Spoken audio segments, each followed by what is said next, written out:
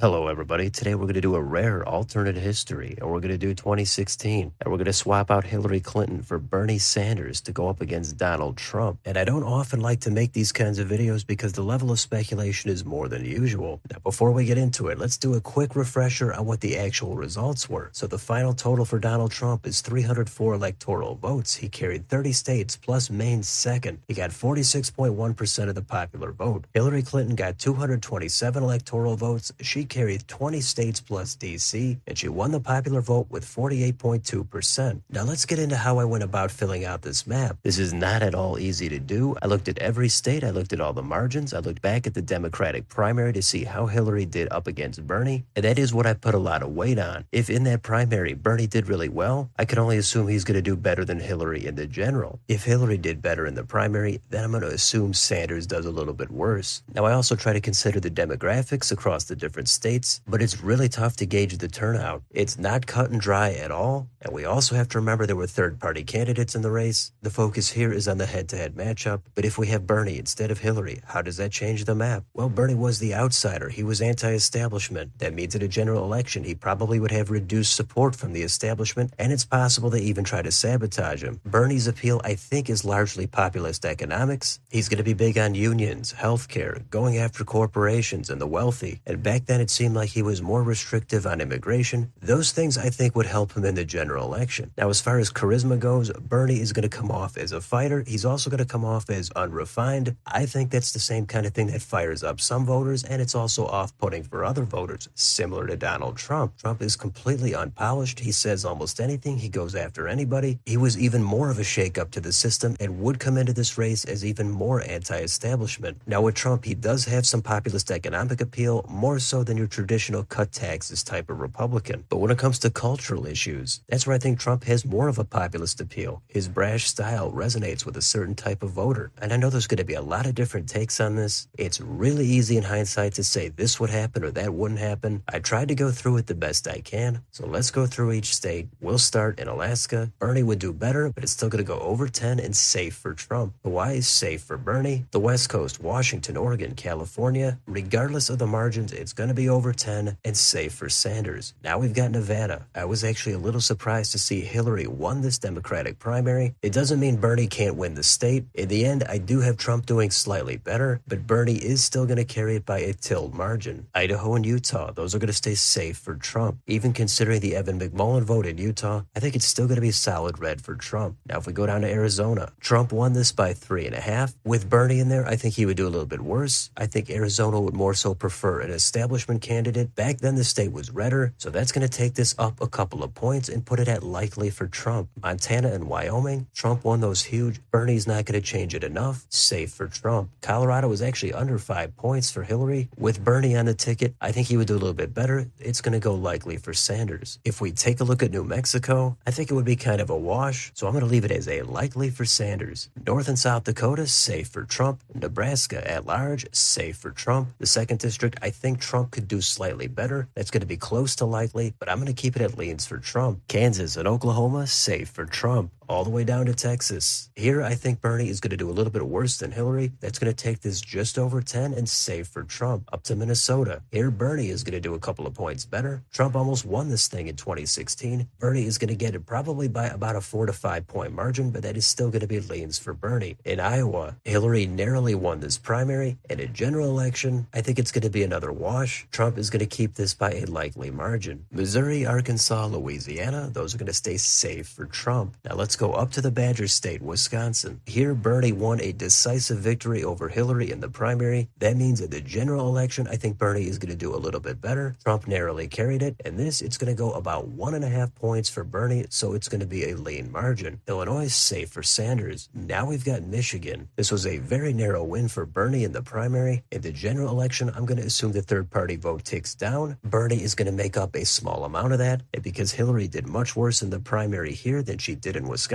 Michigan is going to vote to the right of it, but Bernie does flip it. He's going to get it by a tilt margin. Indiana, still too red, safe for Trump. Kentucky, Tennessee, Mississippi, Alabama, those are all going to stay safe for Trump. And as we go more into the South, Bernie's support is going to drop with black voters. That's a strength Hillary had, so Trump is going to likely increase his margin in many of these states. Now, if we go all the way down to Florida, South Florida, Bernie is probably going to be painted as a socialist. He's going to do worse there. Hillary also very easily won the primary. So with that said, it's going to get right up to about a 5-point margin and go likely for Trump. Now we go to Georgia. Again, I would expect the turnout with black voters in Atlanta to dip a little bit. Trump already won this by 5. I think he would get it up to high single digits, so it's going to be likely for Trump. South Carolina, safe for Trump. North Carolina, Trump is going to do a little bit better, and he's going to get it by a likely margin. We jump up to Ohio. Here's a state that Trump won by 8 points, and you might think Bernie has strength in the Rust Belt, but in the primary, Hillary won it by 13 points. That makes me think Bernie would not be as strong as I thought in the general election. He could gain some working class voters, but he could also lose in the suburbs. So I think Trump would do even better. It's borderline likely safe, but I'm going to keep it at likely for Trump. West Virginia, Bernie is going to do a little better, but it's going to be safe for Trump. Let's go to the northeast corner, Maine at large. That's going to be likely for Bernie. The first district safe for Bernie. The second district, it's going to go leans for Trump. Next door to New Hampshire, I would expect Bernie to do better here than Hillary Clinton. He dominated her in the primary. Trump almost won this thing in 16. Bernie's going to do a little bit better and get it by a lean margin. Now we've got Bernie's home state of Vermont, New York, Massachusetts, Connecticut, Rhode Island, New Jersey, all safe with some potential narrowing margins for Bernie. If we go to Delaware, back in 2016, Hillary won the state, but it wasn't by a massive margin. It was only by a little over 11 points. And in the Democratic primary, Hillary actually won the state by 20 points. So with that said, I think Bernie is going to do worse than Hillary. That's going to cause the state to get down to about 9.5 and go likely for Sanders. And Maryland and Washington, D.C., safe for Bernie. Now let's go to Pennsylvania. Here's another one where in the Democratic primary, Hillary won by more than 10 points. Trump won it by less than 1 point. So there's different factors at play. Bernie could do better in the T with working class voters, but in Philadelphia and the suburbs and Allegheny County, some of those voters might stay home or vote third party. And this was the most difficult state for me. But eventually you have to make a decision. Maybe Bernie does easily win with all the independents, but with how I went about this map, it might seem surprising considering the other Rust Belt states. But with all those factors, I decided to leave it as a wash, and it's going to stay tilt for Trump. The last state is Virginia. I would suspect Bernie is going to do worse in Northern Virginia. They like Hillary, they like the establishment, but they're also no fan of Donald Trump. The more rural counties in the western part of the state, they're still going to go heavily for Trump, and he's going to do just a little bit better, and it's going to get down to a leans for Bernie Sanders. So that's it. The final total comes out to 280 for Donald Trump, 258 for Bernie Sanders. So I said a lot at the beginning and as we went through the map, but before I filled out the map, I actually thought Bernie was going to win. But as I started looking through all the data and the polling from the Democratic primaries and the general election, it seemed like Bernie was not as strong as I thought in some of these states. Now you might say the polls don't matter. There's no way Bernie cannot win the Rust Belt. While he does pick up 2 of the states, they're very narrow, and Pennsylvania surprisingly stuck with Donald Trump in this. And with this matchup, I can easily see how Bernie would have appeal with economics and how Trump would have appeal on cultural issues. It's not going to be on every single issue. That's kind of how I see it to make things simple. But in some of these specific states like the Rust Belt and Iowa, Bernie theoretically should do better with the working class. But you do have to consider there's going to be other demographics and other voters that are going to be put off by Bernie. Maybe it's not enough, but there's going to be some. Now, some of them are still going to vote for him because he's going up against Trump. But after looking at all the states, there's no way I'm going to buy into Bernie just completely steamrolling everything. Now, do I think Bernie could win this thing? Of course I do. I did think he'd do better going into it. There's a million different factors you could focus on. And it's clear that overall in the Electoral College, he does do better than Hillary. He's going to do worse in the South, better in the Rust Belt, except for Pennsylvania. It's just impossible to predict what kind of turnout he would get. Maybe he would ignite so many new voters, he would take votes from Trump, and he would get a lot of the third-party vote. I'm wide open to different possibilities. It's exactly why I do these so rarely, because there's so much guessing. I'm not saying I have all the answers. I'm saying after looking at everything, this is the map that I came up with. And even if you think you haven't figured out how a state might vote, there's always going to be something there that you might not be able to account for. So I could try to think about it in a completely different way. I could make some tweaks, but I'm not going to make arbitrary changes. Put a lot of time into this map, and all we can do is have some conversation about it. So let me know in the comments, what do you think about this matchup? Do you agree that Trump would still win, or do you think there's no chance? Of course, Bernie is just going to win the Rust Belt, and that's the end of it. How do you think the third-party vote factors in? Where do you think Bernie would do better and worse? How do you think Bernie would run his campaign? And which states do you think would be the most difficult to call? Let me know down below. On your way out, don't forget to like, share, and subscribe. Thank you for watching, and I'll see you next time.